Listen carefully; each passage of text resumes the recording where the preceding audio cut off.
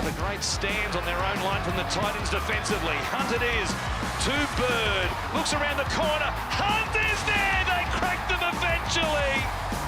It's the Dragons 18, the Titans 14. Goes through the hands of Clark. And now Sexton! Sexton for the line. He wins the race.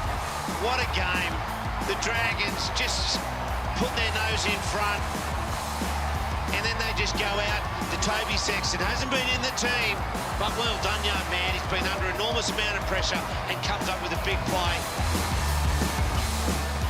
Yes, that was the Turning Point, brought to you by Ashley and Martin Medical Hair Centres. Ben Hunt looked to have the Dragons home and hosed against the Titans, only for Toby Sexton to snatch victory in a nail-biting game on Easter Sunday. Welcome back to NRL 360. Buzz loved that game. No wonder, he's a Sharks fan. But a game that the Dragons should have won, Kenty, in my opinion. They missed a staggering 48 tackles, so they had to defend for their lives. So their attack, no surprise, looked very clunky. Yeah, their attack. Yeah, look, but defence is the issue. Then against an understrength Titan side, that was the other issue. 48 tackles is just unacceptable in any NRL game.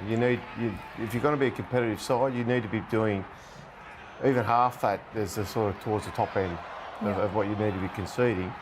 But just too many missed tackles. And the problem, I think, when you looked at some of those tries, particularly that Sexton try, is they just weren't in sync with each other defensively as to what the inside man was doing, and it eventually bit them on the bum, didn't it?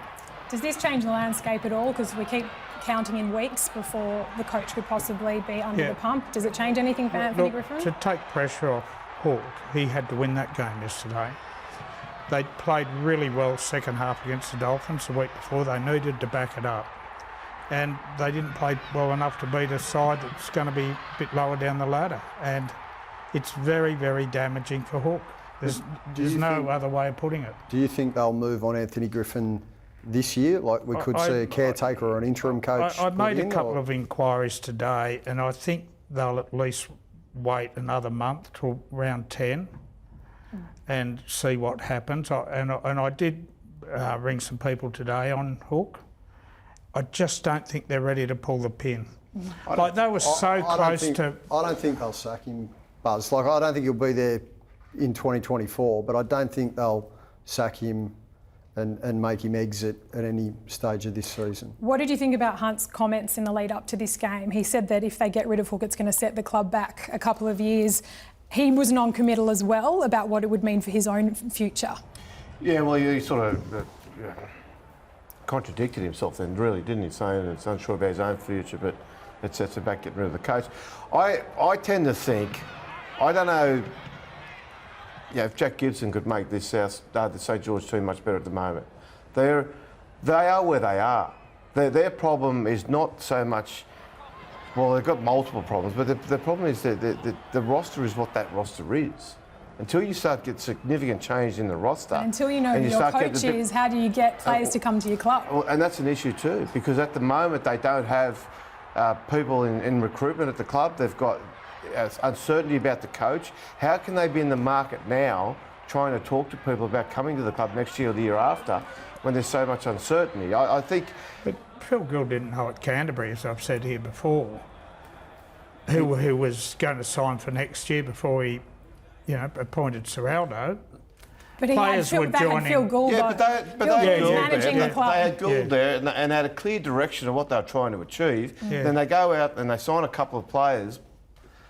Gould signed a couple of players, and suddenly it instilled confidence in the club. Yeah, Buzz. I disagree with what you say about Jack Gibson, though, because in my eyes that team lacks discipline, Kenty. It lacks serious discipline. Maybe Wayne Bennett, what he's doing to the Dolphins is a good example, though. Like, super coaches can Wayne's do got that. more internationals in his team than Anthony Griffin has. Yeah, but I believe that they're not on the same page, like you said, Kenty. No, they're not. No, they're not. And then,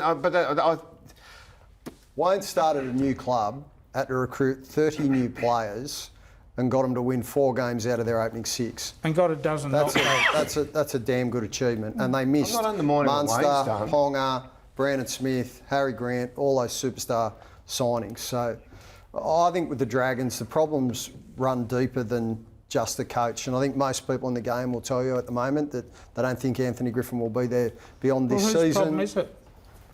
What's the people who are running the joint? The problem is how they're going to try and sell the club with the coach under a cloud, with no clear direction of what they're trying to do. Their salary cap's not in bad shape now. It was in a bit of a mess at one point. It's not in bad shape now. But who are their targets? What sort of football team do they want to look like? What's the style going to be? So therefore, what player do you go out and try to recruit? Who are they actually talking to right now?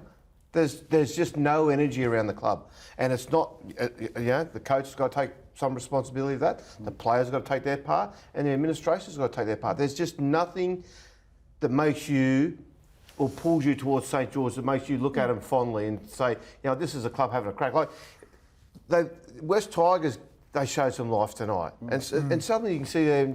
You can see a little bit of hope, and you want them to do well. Kenny, but they just lack discipline. I just want to clear something up with Ben Hunt, who says he's desperately unhappy if Griffin goes.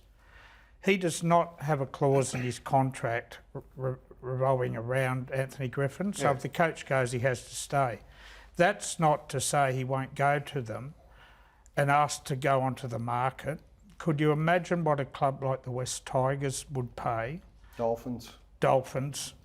To have a man of his stature. But Saints don't. He turns up for Queensland. But he's contracted. He signed a new contract. They don't have but he hasn't got any. He's got no get out. I'm saying that, but he'll be really dirty if Griffin goes. Well, everyone knows that. They've been strong allies. He's the captain of that very, very proud club. It would be very disappointing if he asks, because the coach leaves, to leave as well. And it depends who they appoint the coach after him. Sure. Yeah, Ben Hunt might like whoever the new coach might be and say, I'm going to hang around for this. The talk is that the Dragons had a look at the way Cronulla handled the transition with Craig Fitzgibbon, and that's why they informed Anthony Griffin earlier this year that in all likelihood, or that they were going to go out and have a look in the marketplace. John Morris was tiptoed straight away. He was. Yes. Well, let's hope there's some inner workings perhaps going on behind the scenes. There is plenty going on, Lara. There's definitely a lot going on. St George are just going to roll the sleeves up and get in the fight. That's what they get a bit dirty. Get your knees dirty a little bit. Stop trying to finesse your way to victory. Just go out. You're playing a team that you beat only weeks ago. They're under strength from the time you beat them weeks ago. Go out, roll the sleeves up and just get stuck into them. And football's not that complicated sometimes. Even Zach Lomax missing that crucial conversion towards the end when Ben Hunt scores a try. If he kicks that, they lead by 6. Different. As a result, then the Titans end up going 100 metres and Sexton scores a match winner, kicks the goal.